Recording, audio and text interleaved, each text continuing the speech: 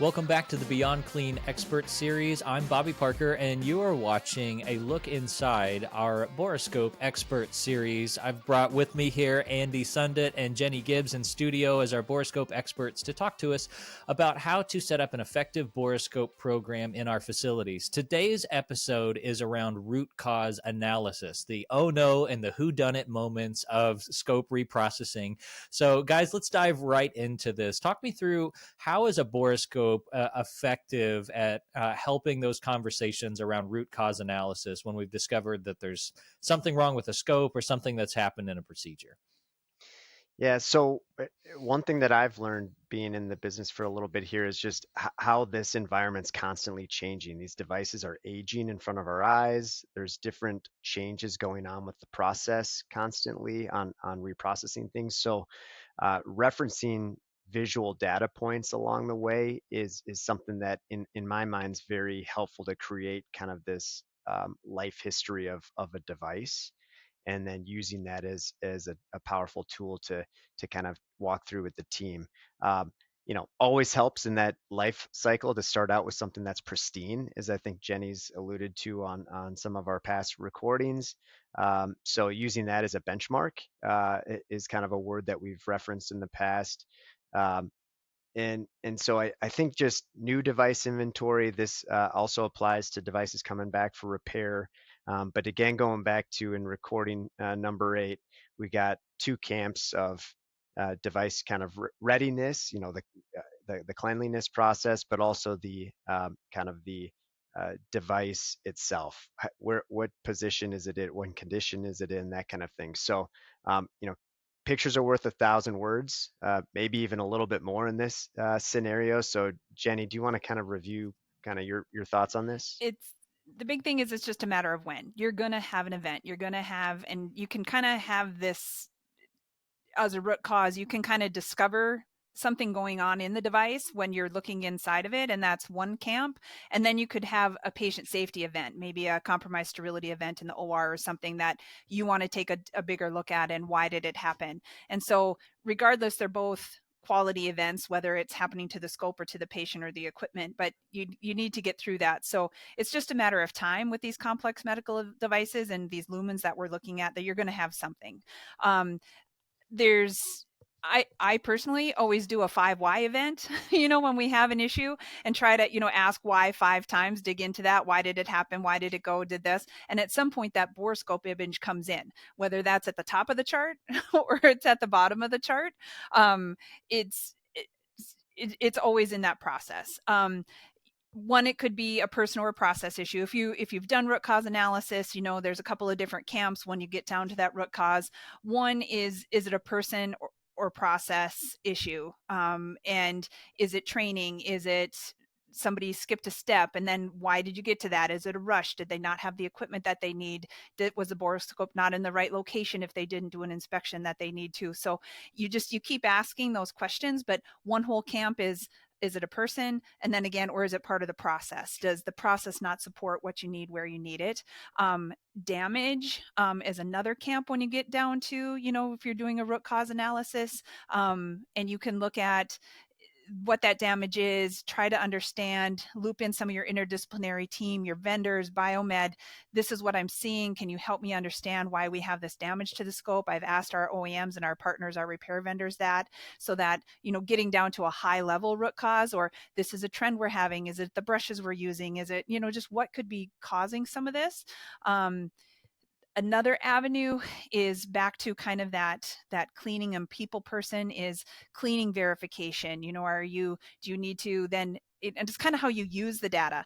Do you need to review your training? Do you validate your training? Are you validating your competency? And again, what if you ask those 5 whys? If they have a borescope and they didn't use it, why? And it's not a punitive thing, but it can, it's easy to say, maybe I always do this, but then you have a device with something in it that they couldn't have missed if they would have looked in the device. So, and again, it's not a punitive thing. It's a tool that everybody can use, because truly, I believe everybody wants to do a great job in what they're doing. I think sterile processing technicians' worst fear is to hear their pan with their name on it in the OR had a compromised sterility event. Like there was something in that pan that shouldn't have been there. And their name is on something that wasn't pristine for that patient. And to give them the opportunity, what was it and how was it? And to give them a tool to look in that. So sometimes these root causes can be used. The borescope is used to validate a process. And sometimes you can do a root cause analysis, say on a compromised sterility event, to advocate to get a borescope or to get another one. Or yes, we have them in decontam, but now I want one in instrument pack and prep to look inside lumens or shavers or whatever that is. So to push on different things. So I feel like I kind of talked in a bunch of circles there, but it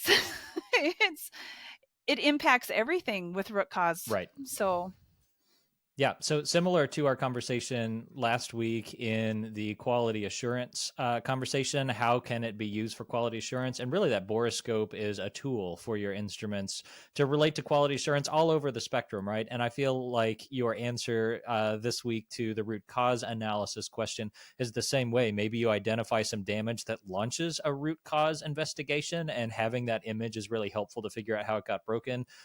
It could be that that it becomes the answer to the root cause analysis, like why did the debris end up in the OR? It's because we are not following the borescope process that we said that we were going to follow. So yeah, I think your answer was spot on there, Jenni. So I guess the follow-up question then to that is, we're thinking about root cause analysis and how to use this scope in that respect. We need to get our team members using it consistently and knowing how to interpret the data that they're seeing. So do you all have any advice on just some effective strategy for training staff to be able to use a scope effectively? I know we talked about that in a previous episode, but particularly how to interpret this borescope data for our root cause analysis program.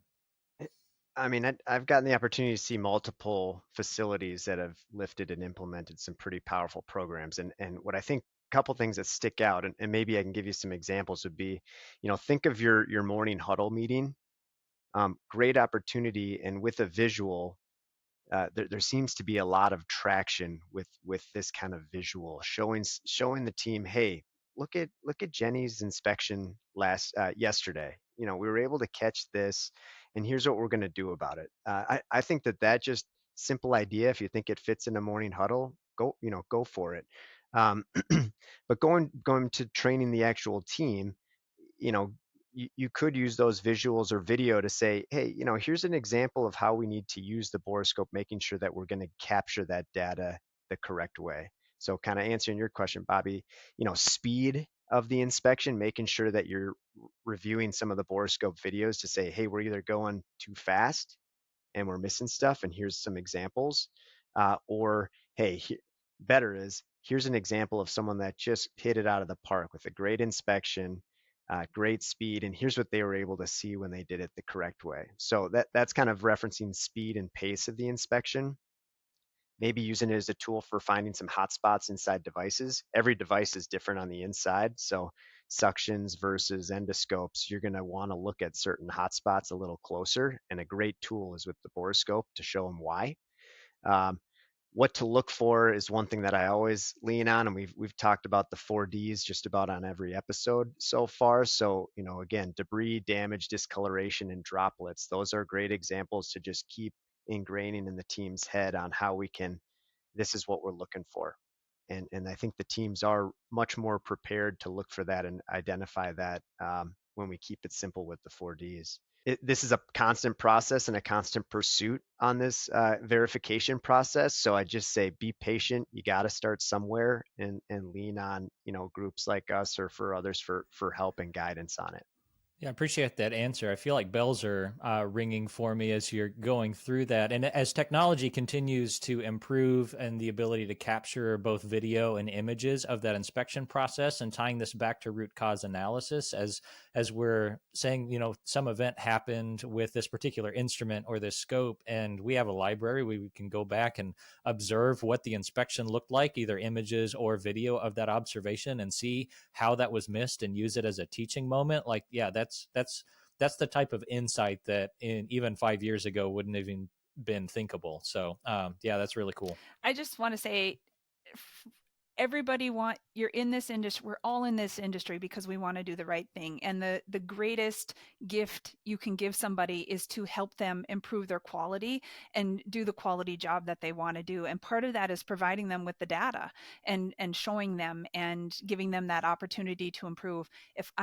If I made a mistake, I want to know about it, and then how can I improve it, because I don't want to make that same mistake again. And that's just this industry and the technicians that do sterile processing. Like, that's what we want. We want to have that perfect product go up to surgery. That's what we're all passionate about.